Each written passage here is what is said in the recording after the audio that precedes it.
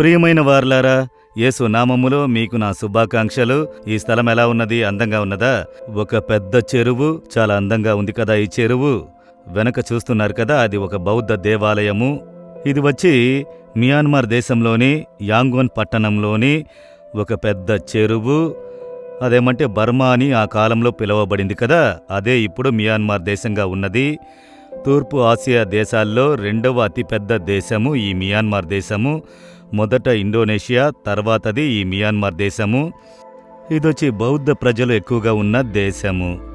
ఇక్కడొచ్చి 58 మిలియన్ల ప్రజలు నివసించుచున్నారు.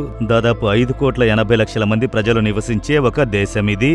అందులో 88% బౌద్ధ మతమును వెంబడించే ప్రజలు, 6% క్రైస్తవులు ఉన్నారు, 4% ఇస్లామీయులు ఉన్నారు, మిగతా మతస్థులు 2% మాత్రమే. ఇలా అనేక జాతి ప్రజలు, అనేక మతములకు చెందిన వారు ఐక్యతతో జీవించే ఒక దేశము ఈ దేశము.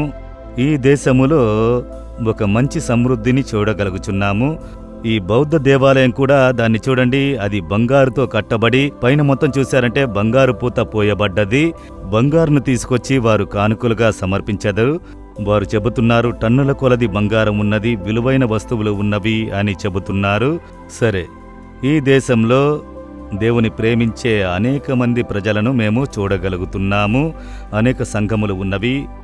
బాప్టిస్టు సంఘములు మాత్రం 15,000 సంఘముల కంటే అధికమైనవి ఉన్నవి. ఇక్కడకు అదోనీరామ్ జడ్సన్ అనే మిషనరీ 1700 సంవత్సరంలో వచ్చి సేవ చేసి యేసు ప్రేమను ప్రకటించారు. అనేక మంది ప్రజలు రక్షింపబడ్డారు. వారి మధ్య పరిచర్య చేయుటకు మేమిక్కడకు వచ్చాము.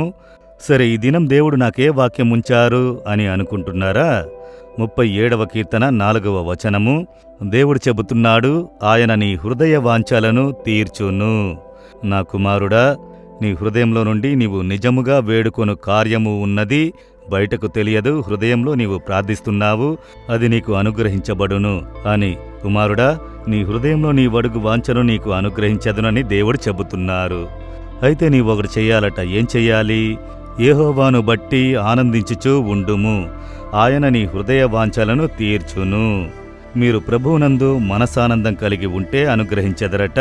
ఇప్పుడు తెలుస్తుందా నేనెందుకు చెప్పానో సంతోషంగా ఉండుడి, ఆనందంగా సంతోషంగా ఉండుడని ఎందుకు అడుగుచున్నానో తెలుసా?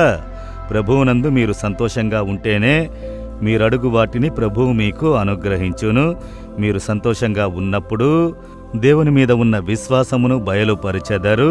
ఆయన నాకున్నారు కదా, ఆయన అన్నిటినీ చూసుకుంటారు, నేను సంతోషంగా ఉండేదను. సమస్యలున్నవి, అవసరము ఉంది, ఇబ్బందులున్నవి, అన్నీ ఉన్నవి, యేసు నాతో ఉన్నారు కదా.